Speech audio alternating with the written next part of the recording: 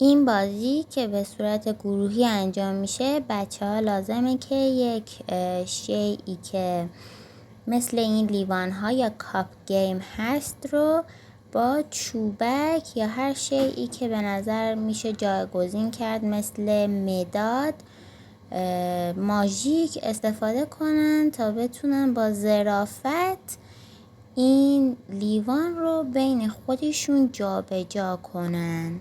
این بازی دقت، صبر و کار تیمی بچه ها رو تقویت میکنه. میشه حتی این بازی رو به این شکل انجام داد که این لیوان بین بچه ها بچرخه تا زمانی که شما آهنگ رو متوقف کنید. زمانی که آهنگ متوقف بشه و این لیوان توی چوبک یکی از بچه ها مونده باشه، اون بچه اون راند از بازی رو باخته.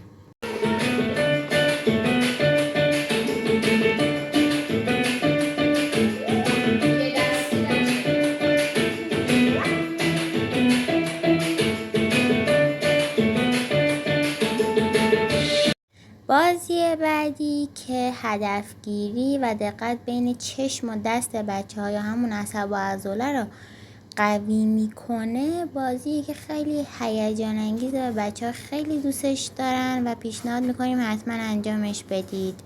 این دیگه بستگی به خلاقیت خودتون داره که برای حلقه ها چه جایگاهی رو در نظر بگیرید. ما از پایه های میز استفاده کردیم، شما میتونید از موارد دیگه هم استفاده کنید.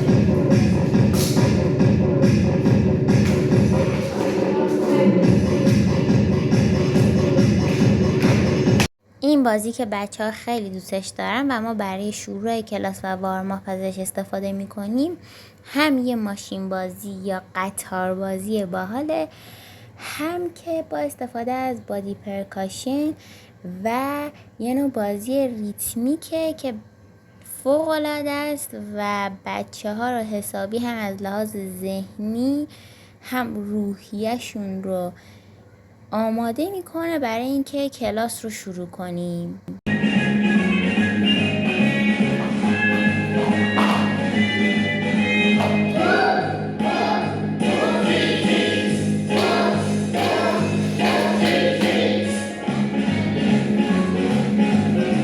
این یکی هم از اون بازی‌های باحال و ساده و دوست داشتنیه که بچه ها باز خیلی این بازی رو دوست دارن. رانندگی ریتمیکه که کلی به بچه ها خوش میگذاره و خیلی ساده میشه اجراش کرد توی هر جایی، حتی بدون ابزار. میتونیم تصور کنیم که یه فرمون دستمونه و یه بوق جلوه دستمونه، یا میتونیم ابزار رو عوض کنیم. حتی میشه سر کلاس درس هم این بازی رو اجرا کرد و بی نهایت این بازی و این موسیقی هیجان انگیزه برای بچه ها.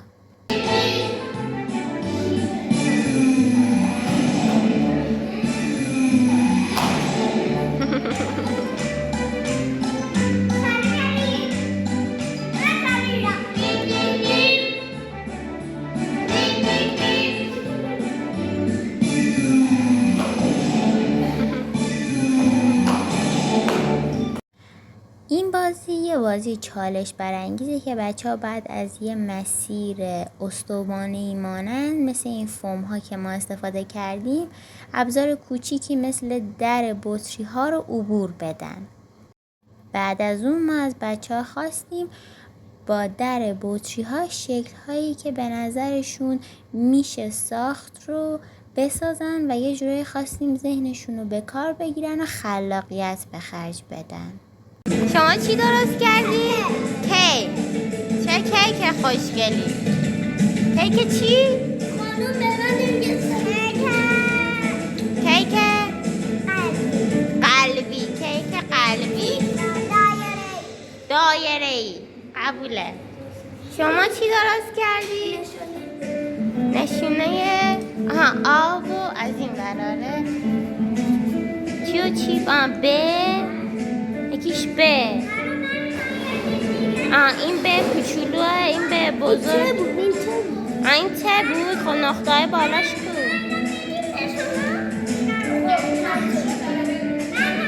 شما چی درست کردی؟ این از این چی درست کردی؟ چه؟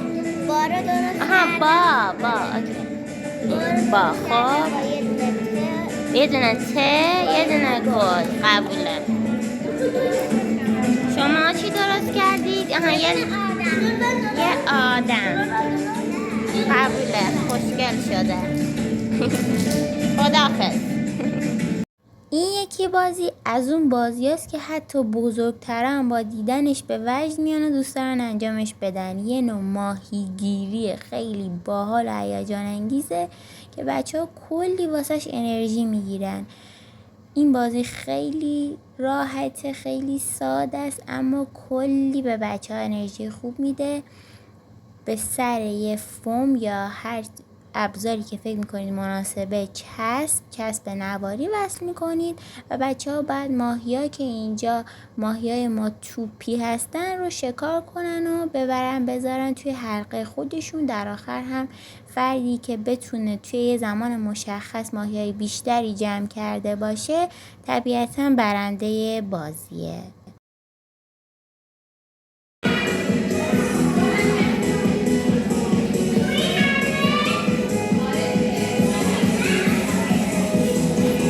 این بازی هم از اون بازی باحالاست که هم چالش برانگیزه هم کلی خنده توشه.